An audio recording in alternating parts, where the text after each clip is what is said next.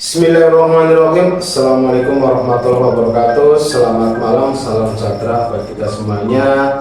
Jumpa ketemu lagi dengan Inyong Bapak Bro di Dimensi 2 Alam.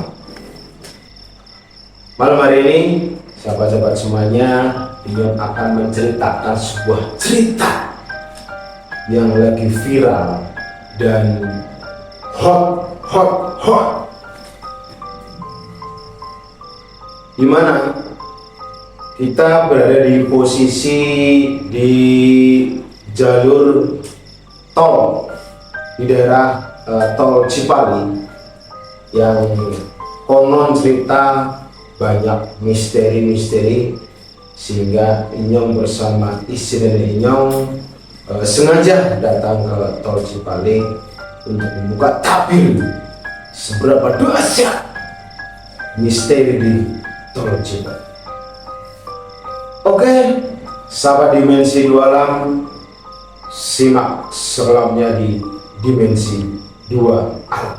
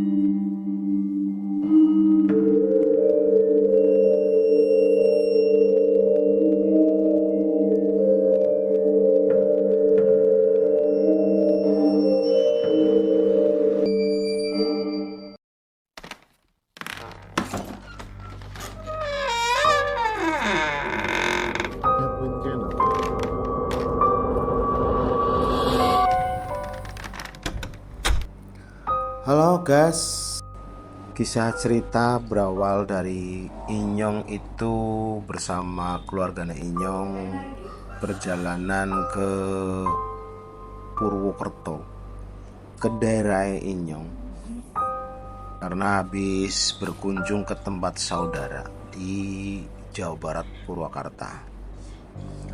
Dalam perjalanan Inyong itu nyupir sendiri ya, melewati di jalur lintas tol Cipali, karena memang akses untuk lebih cepat itu melalui akses jalan tol Cipali.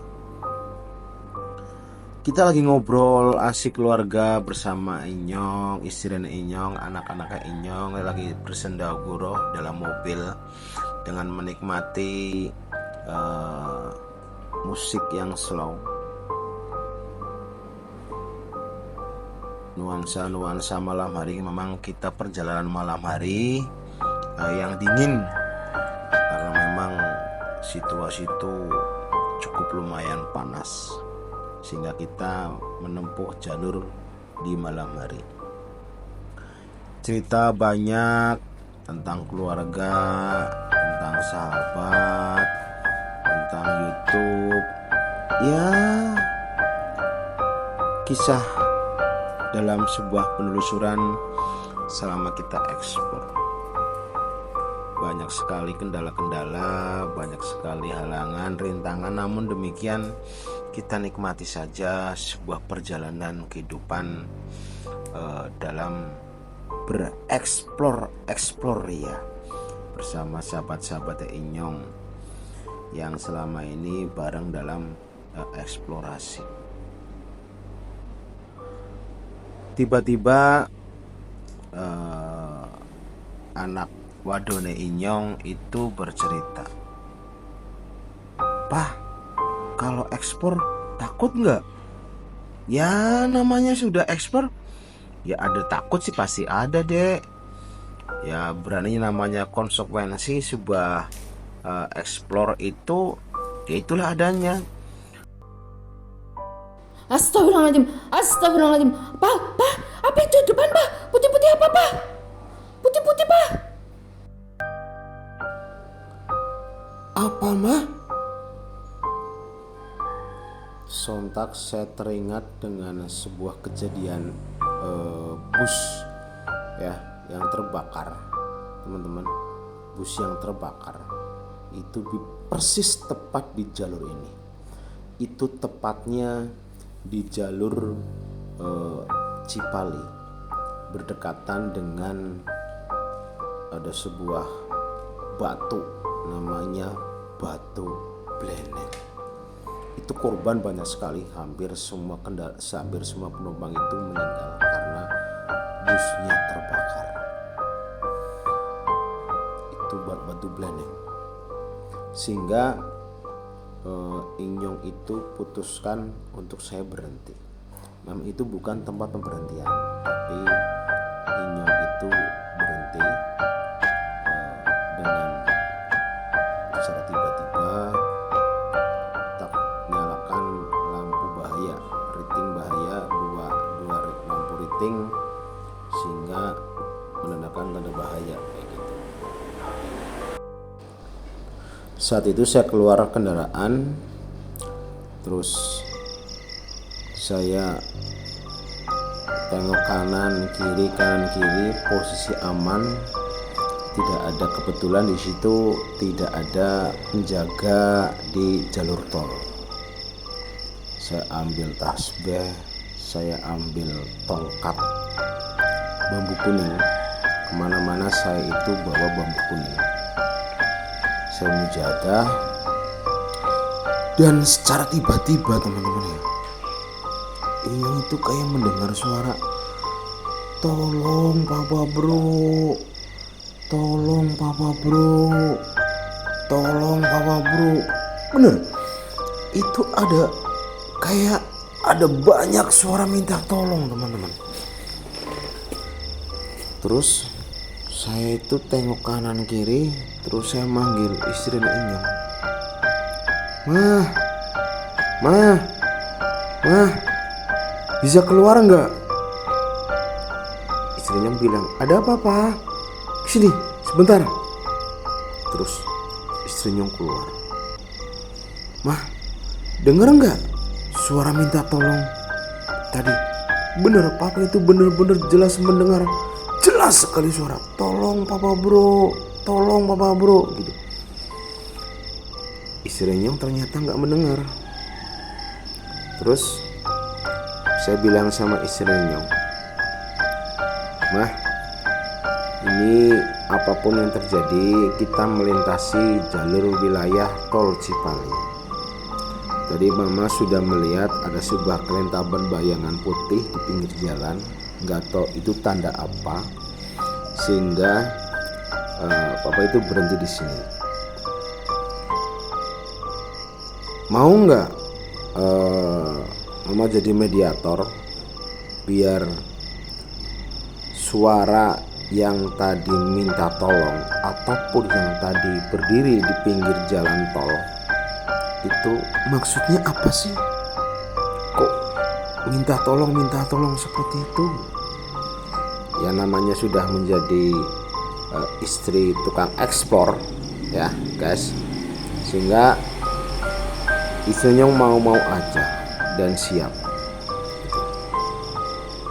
Setelah saya mempersiapkan segala sesuatu untuk biar hal-hal yang tidak diinginkan itu tidak terjadi, aku berusaha dengan sekuat tenaga minta petunjuk, minta pertolongan pada Yang Maha Kuasa. Saya mujahadah atas izin Allah, roh arwah dari korban di tol Cipali itu masuk dalam raganya istri ini. Terus saya tanyakan, assalamualaikum, siapa gerangan yang ada di tubuh istri Inyong. Perkenalkan, saya Papa Bro dari Banyumas. Diem aja, gak mau ngomong, kayak seolah-olah merasa takut begitu. Jangan takut, ayo jangan takut, sampaikan saja. Insya Allah atas izin Allah saya akan membantu Anda yang arwahnya itu masih belum sempurna. Tiba-tiba dia menyampaikan, Assalamualaikum Papa Bro. Kok dia tahu? Saya nggak sadar ternyata tadi sudah memperkenalkan diri. Ya Allah, waktu itu saya heran. Padahal saya sudah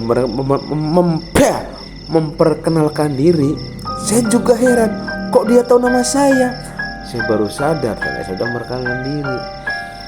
Singkat cerita, dia itu benar-benar korban dari kebakaran bus yang terjadi di Tol Cipali. Dan memang organ tubuh yang ada itu masih tersisakan di seputaran kejadian TKP. Sehingga atas dasar itu kami berkomunikasi banyak hal tentang kejadian-kejadian di situ. Dia juga menyampaikan setelah kejadian kebakaran sampai sekarang itu tidak ada yang mencari organ tubuhnya, karena memang organ tubuh dari si perempuan tadi itu jauh dan yang sisanya itu sudah terbakar, sehingga petugas-petugas dari pemadam kebakaran itu tidak sempat mencari organ.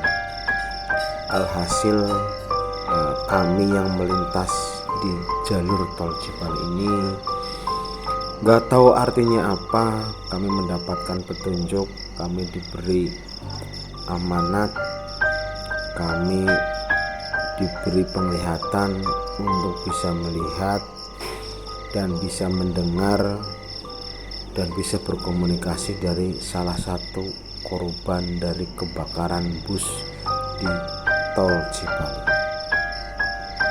Masya Allah, ya Allah, dia itu walaupun dia itu arwah masuk dalam raganya istrinya Inyong, dia itu sambil mengeluarkan air mata, menangis bahwa selama ini tidak ada orang yang peduli, padahal dia sudah minta tolong sama orang yang lewat, kendaraan-kendaraan yang lewat. Ya, bagaimana orang manusia bisa mendengar? Bagaimana orang manusia bisa tahu? Karena memang kita itu beda alam. Kita itu di alam nyata, dan arwah-arwah itu sudah di alam tidak nyata, alam tak kasat mata. Kalau tidak diberi izin dari Yang Maha Kuasa, itu tidak akan mengerti apa ucapan, apa pertolongan yang dia minta, teman-teman. Sehingga saya banyak hal menyampaikan A, B, C, D, F sampai Z atas dasar pengetahuan yang saya ampuh dari kiai-kiai saya tentang arwah-arwah yang sudah meninggal. Sehingga singkat cerita, Inyong sampaikan kepada si korban itu,